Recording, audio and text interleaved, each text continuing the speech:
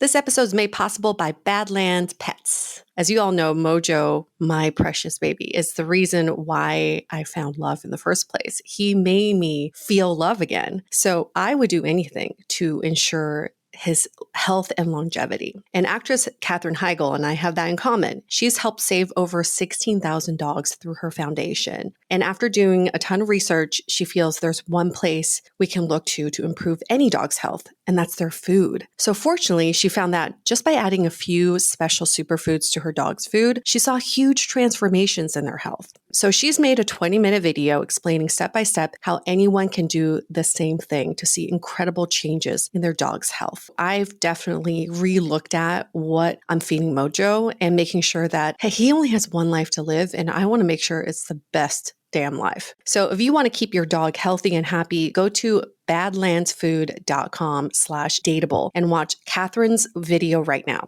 Again, that's badlandsfood.com/dateable. The Dateable podcast is an insider's look into modern dating that the Huffington Post calls one of the top 10 podcasts about love and sex. I'm your host, Yue Xu, former dating coach turned dating sociologist. You'll also hear from my co-host, Julie Krafchick. On each episode, we'll talk to real daters about everything, from sex parties to sex droughts, date fails to diaper fetishes, and first moves to first loves. We are excited you've joined us for an older episode. While our earlier seasons were all about dating in San Francisco, we quickly realized all the themes and learnings are universal for all daters. So we shifted to covering dating from all around the world as the seasons progress. The fun part is, things happen first in San Francisco, the tech epicenter and counterculture capital of the world. We love for you to keep tuning in to our older episodes, but there is no set order to listen in, so feel free to jump to more recent seasons or relevant episodes for you. Enjoy the show. I was so excited to get my shipment from Last Bottle Wines in the mail the other day, full of incredible red wines, all from Napa Valley. I love wine tasting, so having this to my door couldn't be happier. Also, couldn't be more excited that today's episode is brought to you by Last Bottle Wines. If you don't know already, they're a Napa-based online wine shop with a twist. They offer just one hand-picked wine per day until it sells out, and they're always at incredible prices. We're talking 30 to 70% off retail. And the best part is that there's no subscriptions, no fees, and no minimum purchase. And I could not be more excited to bring this offer right now because they're having a marathon sale, which is coming up March 28th and 29th. Even better, we're offering Dateable listeners 10% off your first order with code DATEABLE. So if you are a wine lover like me, this is a great time to join. And did I mention that shipping is 100% free? So what are you waiting for? Mark your calendar for March 28th and 29th, or get on it earlier if you want. You can sign up at lastbottlewines.com and use code DATEABLE and find out why Last Bottle is the most fun way to discover and buy amazing wine.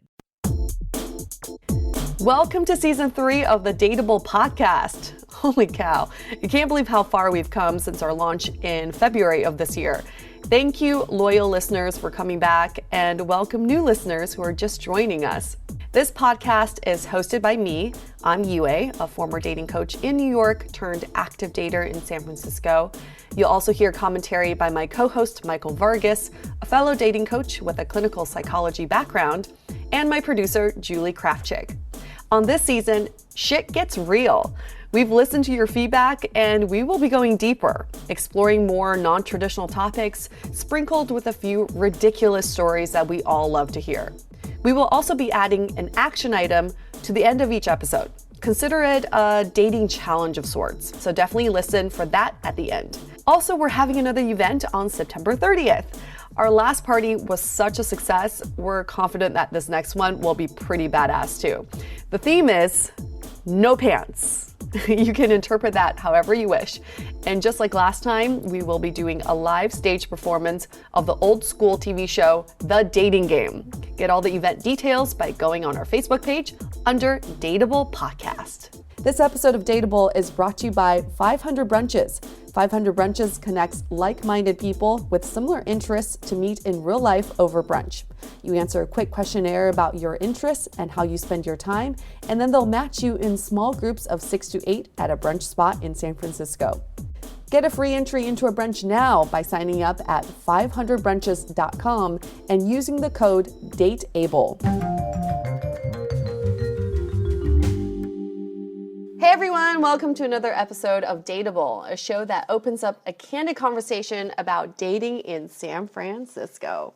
So you guys, we're going to do something a little bit different on this episode. We had a lot of listeners request stories from couples. So we have a couple in our studio who are going to tell us their story separately, and then we're going to bring them back together. So we have Spencer and Carolyn. Hi! Hey, thanks for having us on. Thanks for being on. Michael and I don't know their story at all. Apparently it's a very good one, but we're going to isolate them and have them tell their stories separately. So Carolyn's gonna leave the room first with a bottle of wine. So that's always a good sign. Get out, we're gonna talk some nasty things about you. Spencer has rolled up his sleeves and second beer? Second beer. Second beer already, okay.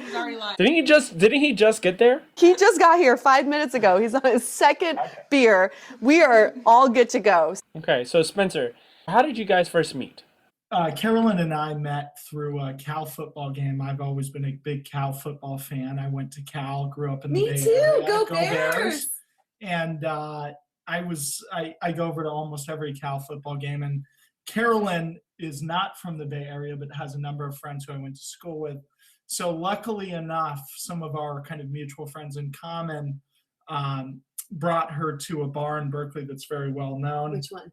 It's called Henry's. I love Henry's. For the listeners that aren't in town, think about the bar that you go to have a few beers before the game, a few, maybe many, depending on where you're at in life. So that's the pregame spot. Exactly.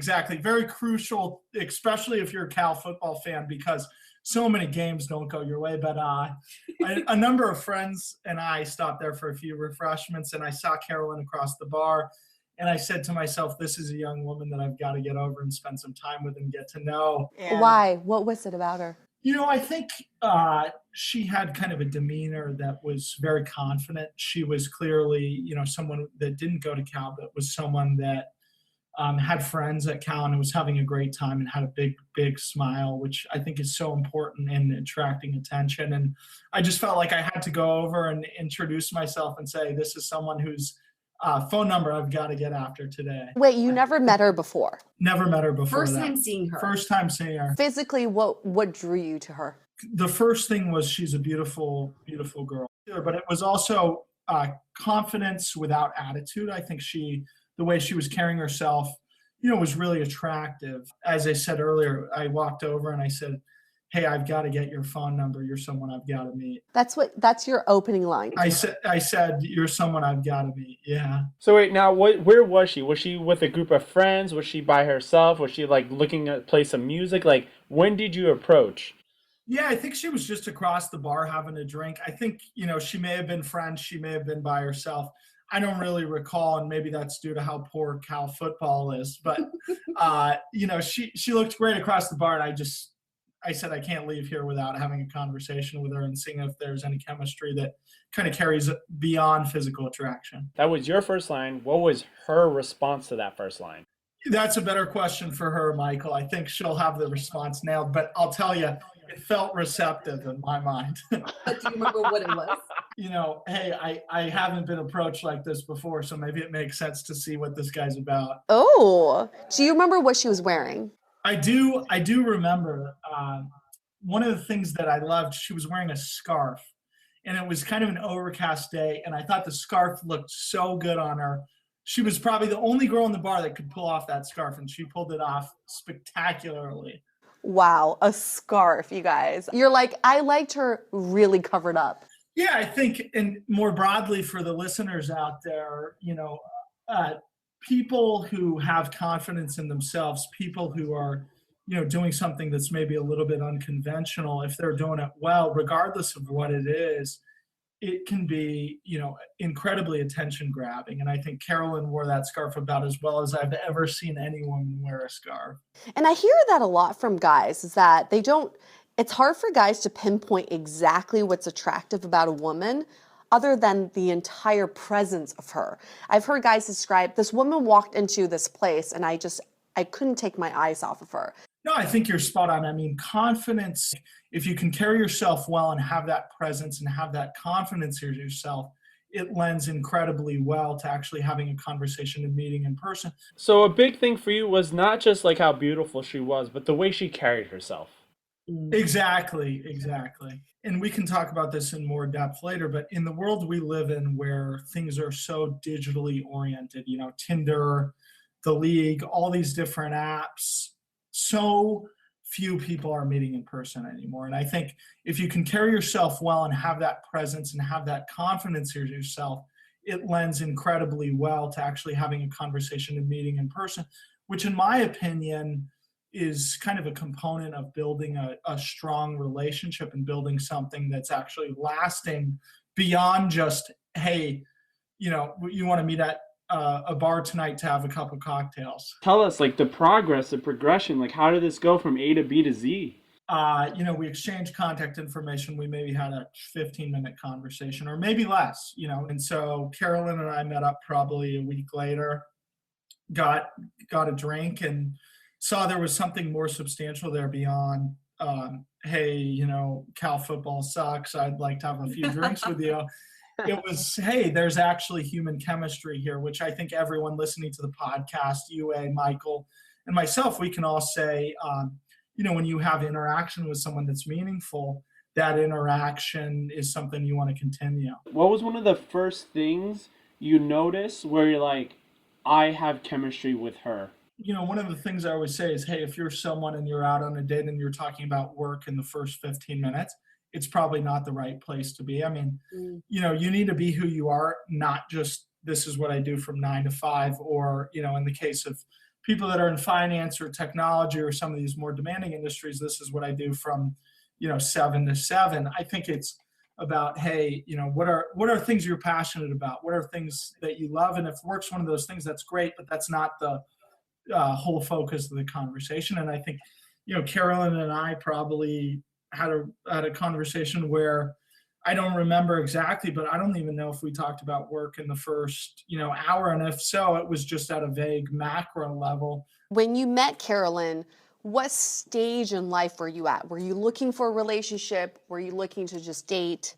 Yeah, I think people who go out and look for a relationship are fundamentally flawed. If you're going out with the end goal, I want to find a girlfriend, that's a tough place to be in because you may push yourself into a relationship that's not the best thing for you at that point. But what if you're not ready? Like, what if you're a guy who's not in a great state of mind? You're not in a career that you're happy with.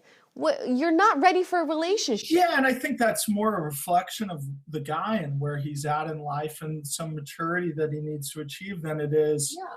A lot of the female listeners on this podcast are probably saying, I feel social pressure to go find a boyfriend, or I feel, like all my best friends have a girlfriend. When they're out on Friday night at dinner with their, significant other, I'm at home and I'm stuck here and I'm just going to go out and find a boyfriend. But you get in those relationships and it's just like a monotonous thing. Mm-hmm. It's not that real tangible thing that's worth pursuing and worth being a part of. So I have a couple key questions. One is, do you work in sales or consulting? No, I work in finance. Okay. So you're obviously very good with communication because you're client facing, I'm guessing? Well, you use the term very good.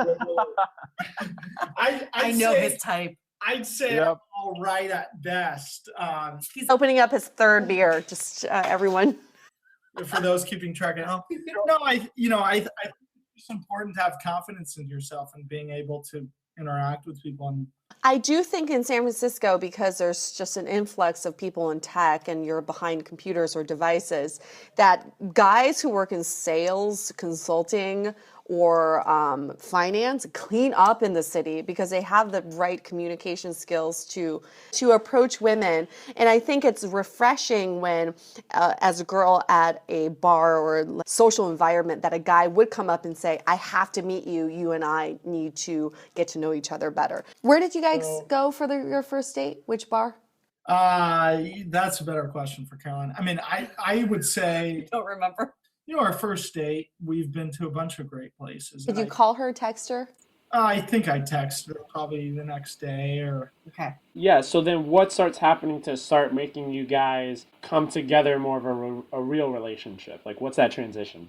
You go out a couple times, and if you feel like that chemistry's there, you feel like that feeling that you had when you first met is still there, it's worth kind of taking it to the next level and exploring something more substantial. And I think one key component is so many times people say, hey, let's meet up for drinks. Hey, let's meet up for drinks. Hey, let's meet up for drinks. And like what I did, what Carolyn and I did early on is, we just went for a walk. Ooh. Yes. We just went for a walk. And it's like, maybe I'm crazy or maybe I'm a millennial, but when you walk with someone, you learn so much more about them than just sitting at the table. Thank you. Thank you. I've been trying to get that a point across to so many people. It's like, go for a walk. There's movement, there's new inspiration, and there's you and the person. And you get to choose whatever it is that you want to experience. Exactly. And by the way, not to knock on anyone who doesn't like exercise, but if you can't go on a walk together at least 3 miles, you're screwed. You're never going to end up being anything more substantial. 10,000 steps. I'm talking according to hit your Fitbit. daily. 2 birds, 1 stone, obviously. Where did you guys go for a walk? We walked from kind of the marina out towards the Golden Gate Bridge. Second date, third date? Which date was this? I don't keep track of dates. I don't think about it like a linear progression. And I think if you do think about it like a linear progression, that goes back to the digital native, everything online. Like we were here, then we have to go to B, then we have to go to C.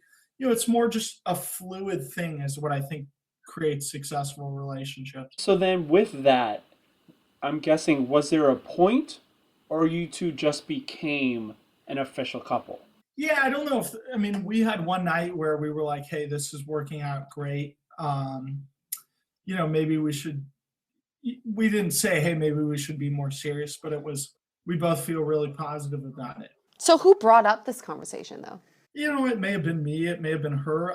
In my opinion, it'd be irrelevant, right? Like if it's really right, then you both should know. When was the first kiss? Probably second date or something. Were you seeing other people? The interesting thing about this and my track record or background, whatever term you want to use, is, normally I'm not someone who's 100% going all in on a single relationship. And I think at some point in this relationship, it was just kind of like, it doesn't make sense for me to be seeing other people. But you weren't seeing other people? I just want to get a straight answer. When we first met, there were probably a number of other people that I was talking to. When I've had my experiences of the past of being really connected to someone, it just lost interest in other people. Like my interest was just for the person. Like it just naturally happened that way. Look, we're still early in our relationship. As you guys said, we're 6 months in, but I think the signs of success are that you just naturally make that shift on your own. I just feel like I hear this from couples over and over again. When it works, it just works, and it doesn't take that much effort for it to congeal in the beginning. Because a lot of us have those awkward like DTR conversations. Let's define what this is. Are we exclusive? Are we boyfriend, girlfriend? The minute you feel the need to have that conversation, you already know the answer, which is it's not happening naturally. And it kind of reminds me of what we were talking about earlier about like in a previous episode about marriage proposal. Like before you ask someone to marry them, you should know that they're gonna say yes. Faux show. It shouldn't be a surprise. What are some of the things you found has been really helpful to maintain the relationship? First and unquestionably most important, open dialogue. If you spend all day texting each other but can't have a real conversation, confront the brutal facts. As an author that I love, Jim Collins, would say, if you can't confront the brutal facts about your relationship, don't bother. It's, being able to continue to have an open dialogue. I think texting is ruining so many relationships because people view, oh, we texted today, we're okay, as a derivative of a successful relationship. And that's so far from the truth. Human interaction, spending time together, holding hands as lame as it sounds, those are the kinds of things that set the tone in your relationship. How do One you of the things that John Gottman, I've talked about him before. He's one of the leading family therapists out there, or psychiatrists about families and relationships, mostly specifically marriages. And he talks about just some of the fundamentals of those people who are in successful relationships has the ability to communicate. It's not necessarily that they solve the problem, but that they have the ability to discuss the problem in a healthy way. All right. I think we're good on this one. Spencer, thank you very much. We're going to get Carolyn's perspective. We're going to get her back in here. Carolyn just had a lot of wine and she's back in the room ready to tell us her side of the story. Okay. So we heard from Spencer how you guys met, how you guys became a couple. Now it's your chance. And don't try to guess what he said. We just want to hear your side of the story. Okay. Start from the beginning. The beginning. Yes. So I total transplant to San Francisco. Literally knew no when I moved here. From where? From New York. Okay. I went to school in Nashville. So I'm super random, and like I met a bunch of people that went to school with him through my work, and I was at like this football game, the Cal football game, and it was like a bar, the Henry's, I want to say. And like middle of the day, I just like went for like Halloween to drink, because whatever, it's what else do you do in the middle of the day on Halloween? And he was talking to my friend who he knows, and we just kind of like locked eyes, and like it was kind of like, oh, I remember being like, that guy's cute, but like whatever, like kind of moved on. But like that definitely is like a distinct like memory in my mind. And so like kind of like time passed, like nothing happened. I remember he looked back at me. He might not have mentioned that, but whatever. I know it happened. And so like after like probably an hour and a half, we're at the bar, because I like left for a while. I went with my friend somewhere, and he comes up to me and he goes, just like holding a drink. I'm holding a drink. He goes, I need your number. Just like that. Just like that. Just like that. Nothing else? Just, I need your number. And I was like, okay. And I was like, you know, tipsy, not like really drunk at this point, but like, you know, whatever, enjoying it. And he goes, let's take a selfie. Like me and him, just to like lock it down. To, like, I guess to like lock down that, like, I don't know, maybe like so I would remember him. Not really sure. So we took the selfie. Capturing and, like, the moment. Yeah, capturing the moment, or like I guess making, like ensuring that like when he so I guess he wanted to text me it, so I would have his number. Do you still have this selfie? Sure. Yeah, I could get it and show. I definitely have it. Okay, I can't wait. Yeah, I will show you. I will for sure show you, because it's yes. In fact, I know I have it because I've shown it to him later and been like, look at this selfie we took, and he was like, oh, yeah, that's like not a really good picture. And then I think one of us walked away. Honestly, I don't really remember. I like went with my friends. I think we went to another bar in Berkeley. What did you wear? Do you remember?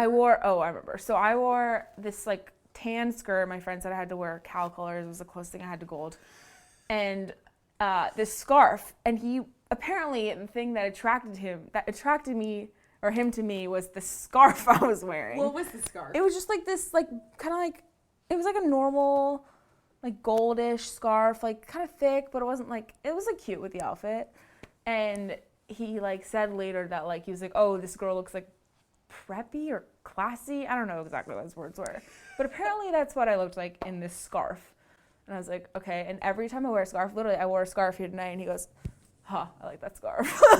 He has like a scarf fetish. I know, it's like really random. Okay, so then next day. No, not next day. Like a few hours later, he texts me, hey, what's up, hello. A few hours Yeah. later. And like this is like getting into like full swing Halloween. So like I'm out like pregame with my friends. Like he's pregaming somewhere with his friends in San Francisco. So he's like trying to like lock down the night. And he was like, come hang out with me and my friends or whatever. How long had you been in San Francisco at this point? I'd been there for a year, a little over a year. Okay, so relatively new. Yeah, like I didn't know anyone when I moved here, so it was like pretty new. So we were kind of chatting the rest of the night, or like for a decent amount of the night, and he was kind of like, I want to take you on a date. I want to like, let's play tennis. And I was like, that's interesting. You just assumed I play tennis, which I do, but still. Then the next day I woke up like after like a night out and like texted him back, and I was like, yeah, like struggling, whatever I said. And then I look at my call log, and apparently I called him at 2 a.m. And I had no idea, because if I had known that I had called him at 2 a.m., I would not have texted him again in the morning. You don't remember calling him at all at 2 a.m.? No. What do you think you were calling him about? I have no idea, because I wasn't about to go meet up with him. Like, I was with a lot of people and I was having a great time. So I have actually no idea why I called him. Were you looking to get some? Come on, that's okay. No. Well, first of all, I have no idea, because this part of the night is like not super memorable. I was with like a lot of good friends and I was having a great time and I was going to continue the night with them. Whatever, that happened. And then we're like chatting for the rest of the day and he's like, let's go out on Tuesday. And I don't hear from him till Tuesday morning. And he's just like excited for tonight, whatever. And I was like, oh, I guess we're actually going on this date. Because like, you know how sometimes it'll be like, oh, are we still on? He was like excited to do it. And I was like, oh, he's like not even asking me if we're still on. He's saying we're doing it, which is great. And I was like, that's awesome, because I feel like a lot of guys will just be like, oh, do you still want to go out tonight? And then it's kind of like giving you an out, like being like, oh, well, now that I think about it, I don't like really feel like doing it. So he was taking control of the situation. Yeah, oh, I loved it. He totally controlled the situation. So I like go to the outside of his house, and he comes outside, and I was like, wow, he's a lot cuter than I remember him being, because the only picture I had of him was that picture, the selfie we took, and he didn't look good in it. And you know what? Maybe that's why. So you'd be pleasantly surprised when you see him. I was like, whoa, he's a lot cuter. That's exciting. That's exciting. It was great. Yeah. So we start walking, like sort of towards like the Golden Gate Bridge, and I'm like, we're just like chatting, and like it's super comfortable. Like I didn't really feel like I had to try it all, like in the conversation. Like it was just like so conversational.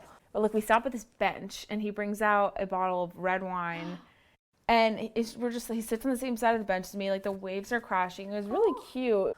He like finished the bottle of wine. He might have had two. I don't really remember exactly. And then he goes in for the kiss. Really? On the first date? Oh, on the first date, within like the first hour or hour and a half. Yeah. And? It was good. It was cute. Like it was like short and like sweet. And I was like, oh, that was cute. It like almost felt like coupley, like right then and there.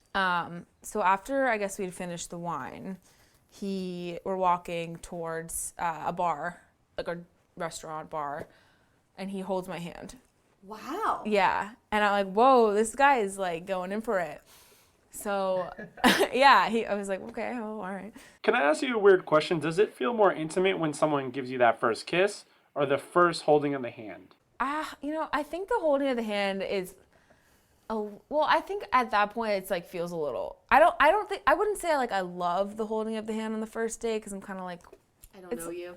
Yeah, I don't know you, and it's kind of like we're not a couple, at least like not yet. And like it was more intimate than I was like thought I was gonna get, but like I didn't hate it. It was just kind of like we're still getting to know each other and we're holding hands, so it's like kind of weird. How are you feeling at this point though? Were you into him or attracted to him? I was definitely into him, definitely attracted to him. Where were you at this point when you met Spencer? Were you like in the dating mode? Were you looking for a relationship? I was like looking.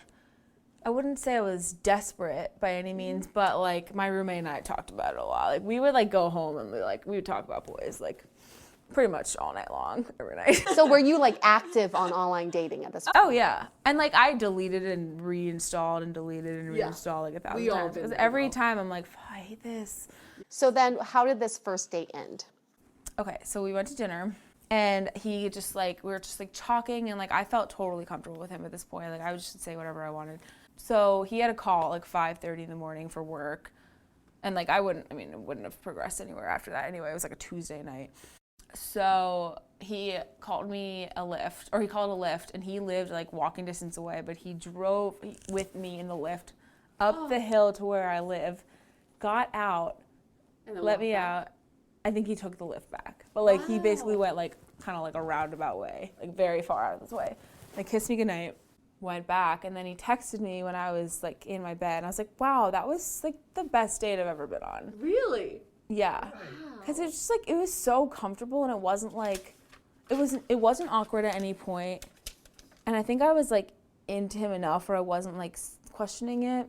And after that, we went out again 2 days later, just like to get drinks. 2 days later? Yeah, so so he texted me, I think either the next day or the day after that, and met him for a drink.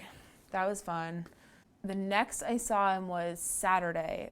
So we like went for a walk. It was like during the day, like walked towards the bridge, and like we hung out for like the majority of the day, and like went to a random party at night together. I just like kind of like piggybacked on the day with him. And later that night, he's like, do you want to get more serious? Should I delete my Bumble account? Wow. On the third day. On the third day. And I was like, I was like in theory, yes, but also like, I've literally have known you for less than a week. Like I cannot commit to that right now. Why though? It's so interesting how the idea of commitment is the leading app. I think I might have been scared a little bit to Because like it's not the norm. Yeah, I think it was because like I wasn't like it was like I talked like with my roommate, like be like, oh, like I want a boyfriend. We talked about how we want a boyfriend. Finally, like the opportunity lands in our lap, and I'm like, whoa, Yeah. was not expecting this to happen in the span of a week. Yeah. And then I was in Dallas like for work the next week, and we've been talking every single night. Come back, he like comes over to my house, brings me candy, and he like picked out. So I guess he remembered the candy that I liked the most that I told him, because I was like, I really like the green gummy bears and the white gummy bears, or whatever they're called, the Haribo. And he physically went to the store and picked out those flavors. Wow. And came over and we watched a movie, and I was like, you must really like me. He goes, that's what I'm trying to prove. Oh. And I'm like, oh, what? I'm so surprised. Like, this is so weird, because my ex-boyfriend was not nice. I think one thing that you just point on is the little things don't mean a lot. They can often mean everything. Oh, yeah. It was, like, that showed me so much. Like, he literally physically, like, because, like, the gummy bears are in a bin. This is at, like, one of those candy stores where you, like, scoop out the candy you want, like, go bin by bin. I could spend an hour in there. And then the day after that, I think we hung out all day. So we walked back to the bridge that we went on our first date at, and I was like, you know what, I think like I'm ready to like make this like an official thing. Yeah, apparently I brought it up. And so from the next day, we were like walking, we're hanging out, and he like decides he wants to talk about like the relationship and like the rules and like my rules and his rules. And I was like, that's cool. I was like, well, yeah, he was like, his rules were like, don't go to bed angry. So he really drove this relationship then from the beginning, like shaping it. 100% control of the situation. It was never like, should we go to this bar? Or like, do you want to go to dinner now? It was like, we're going here on this date. We're going to this place. I'm taking you home. And I was like, you took total control, and that was so nice. So hot. So hot. Right? It was so hot. He took like I agree. It was clear, like the pants. Where are and the he wore pants? them. And Where I are was the like, blood? I need that. So you've been together for a little bit now. What do you think has been one of the key factors to having a successful relationship so far? We've been super open. I think like being able to like communicate when like things haven't really gone wrong, but like we talk, I mean, a lot, and like he leans on me and I lean on him. So like whenever like he's feeling stressed at work, like he'll come to me and I'll like do the same. And I think like I think we motivate each other, which has been helpful. Like he makes me like want to go to the gym more, which is nice. Like not like to like get a body to please him, but like because like when we work out together sometimes and like feels good, it's like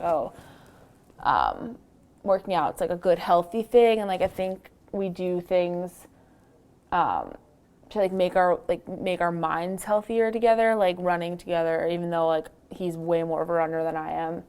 It's just like builds the relationship. So yeah, open communication I think is like key to any successful relationship. So if anything's like bothering any of us, like we'll say it. Sweet. Let's bring Spencer back. Okay. Are you ready for this? Spencer and Carolyn are back in the room together, and they just gave each other this very sweet kiss. Do it again. No. Just do it again. Do it again. Give a little nice. Mwah. So I'm going to go through some of my notes. Thank you guys for sharing your side of the story. And then Michael, you go through some of the things that you saw. So one of the things is you didn't mention the selfie that you and Carolyn took, which I do want to see the evidence. That's like imperative to the story. Look, when you're out at something like that, it's valuable to have some takeaway from it. And you should run for office. Oh, he's been told this. Okay, good. Okay, so you were texting her nonstop that night, the first time you met her, and then she called you, unbeknownst to her, apparently at 2 a.m. I didn't You didn't mention the 2 a.m. call, but she called you at 2 a.m. She doesn't remember why. But that could have thrown you off. I don't know, did it? Do you remember that? No, I don't even He think doesn't even know when I call him now. Okay. And then, Spencer, you were saying how going for a walk is a really good date. I didn't realize you guys went on a walk on your first date. Yeah. And then you pulled out the wine, because you didn't remember. You were like, I don't remember what date it was. But What? You You went don't on it. remember? He's like, ask What did you Carolyn, think she our first date remembers. was? Carolyn, what I said is, I think if you look back on the 6 months that we've been dating, there have been a lot of great dates along the way. And I didn't remember a linear progression because I didn't think about a relationship in that way. I love the way this guy can get himself out of anything. Yeah. Carolyn said something very interesting. She thought when she actually saw you for the first date, you were a lot cuter than she remembered you to be, because the selfie you guys took was apparently not that flattering. Makes sense. I didn't think the selfie was that flattering of myself either. And as Michael can attest to, every man has a photo or two that they don't love that's not indicative of the way they look. Photo or two, I'm pretty sure. Just the tangible evidence from our. And Michael, don't use Snapchat. That'll never work for any of us. So you guys had a first kiss in the middle of the first date, and you held her hand. So much of a relationship is kind of the human interaction and actually spending time with each other, actually, getting to know each other. And I think I felt like it was the right thing to do at that point in time. Now, whether or not Carolyn found it offensive is a She different. obviously did it. She obviously did. She's with you now. Or it sounds like someone else in the room, one of our moderators, would have swatted me away. But that's okay. Michael Jordan took a lot of shots to make the shots No, that this he is what I did. say though. When you like someone, anything they do is cute, and when you don't like them, anything they do is creepy. So I'm all about that. Just a couple of things that I realized was, one, I think, Spencer, you did a great job of just leading, like just being a leader for this dance and allowing her the opportunity to feel so comfortable following. Setting the tone, being clear about your intentions, being clear about the way you feel from day one, I think is important. And it's not about saying, here's what I want as the end goal, but it's about saying, hey, you're someone that I'm really interested in, I want to learn more about, and hopefully that feeling is mutual. When when two people just work, it just works, and there's just absolutely no game playing. You guys went on a second date 2 days after your first date. Like in the rules, in the game, in the handbook of dating, you never do that. Spencer doesn't follow the handbook, which was awesome. Spencer also really liked you, and that's why he was willing to just go with the flow. If you look at something that's meaningful to you as a game, it's not going to work. When Carolyn and I had a great first date and we spent time together and we weren't, drinking, and we actually got to know each other, and I said, hey, this is someone I actually want to spend time with, you make that a priority. And I don't think there's any rule, I should have waited 3 days. Yeah. If that's the game you're playing, you're going back to the texting, you're going back to a foundation that won't work out for you long term. And I think we both said, hey, that's not a game we're going to play, because we're in this for the long run and we're in it for all 9 innings. Yeah. And I think that's like the issue, is that people are trying to create something based off of preset rules, but that doesn't make sense because so many people are so different. And it's about the discovery of the relationship and what works best for you two versus saying this is how it must be going in. No, that doesn't make sense. That's a dictatorship versus discovering of what works for us. What is it that we actually want as a couple? Yeah, and I think I've heard, like, my friends have talked way too much about, like, what they shouldn't have said, what they should have said. And I'm, like, looking at this now, I'm like, I said whatever was on my mind. Like, I never was like, oh, I, like, shouldn't have said that, or, like, I should shut up. I was like, I said it, he was receptive, and, like, it just never felt weird. You were yourself. I was myself, yeah. Well, to some. Which is the only way to be, because if you're not authentic and you build a relationship on something that's not you, that's not real, how's that relationship going to end up? Just fake, like the way you walked into the room. Yeah.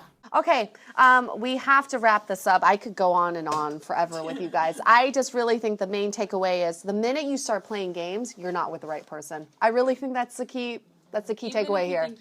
Even if you have to play games, even if you get them for a mere second, it's temporary, and then it's not going to last. So, you guys, we want to hear from more couples who've made it in San Francisco. We want to hear your dating stories, whether they're good or bad, scary or ridiculous.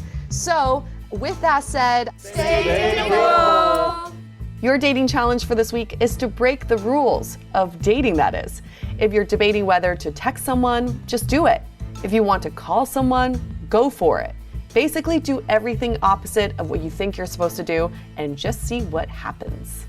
The most efficient way to meet new people is a combination of online and offline.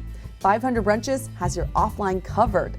Connect over brunch with new friends. Come alone or bring a buddy. There is always a table full of friendly faces, mimosas, and eggs Benedict. Sign up at 500brunches.com and use the code DATEABLE for a free entry. To connect with us, visit dateablepodcast.com. You can also find us on Facebook, Twitter, and Instagram, all under Dateable Podcast.